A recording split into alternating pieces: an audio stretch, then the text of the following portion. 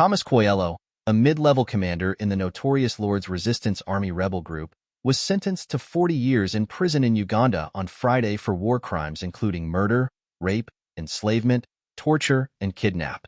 Kwoyelo was convicted of dozens of war crimes in August, the first time an officer of his seniority had been tried by Uganda's judiciary. Founded in the late 1980s with the aim of overthrowing the government, the LRA brutalized Ugandans under the leadership of Joseph Kony for nearly 20 years as it battled the military from bases in northern Uganda. The insurgents carried out horrific acts of cruelty, including rapes, abductions, hacking off victims' limbs and lips, and using crude instruments to bludgeon people to death.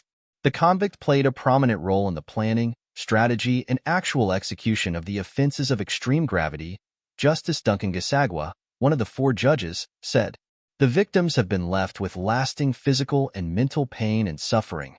Kwoyelo avoided the death sentence because he was recruited by the LRA at a young age, was not one of the top-ranking commanders, and has expressed remorse and a willingness to reconcile with the victims, Gasagwa said.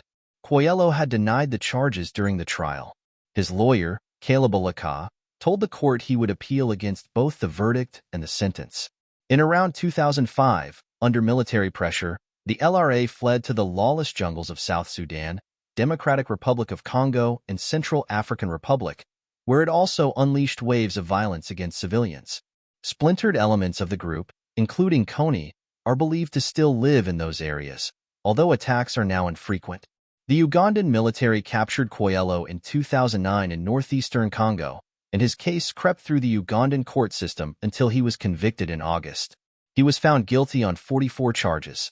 31 were dismissed as duplications of others, while he was acquitted on 3.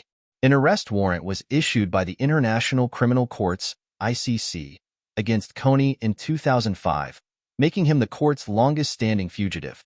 The LRA's original aim was to create a state based on Kony's interpretation of the Ten Commandments.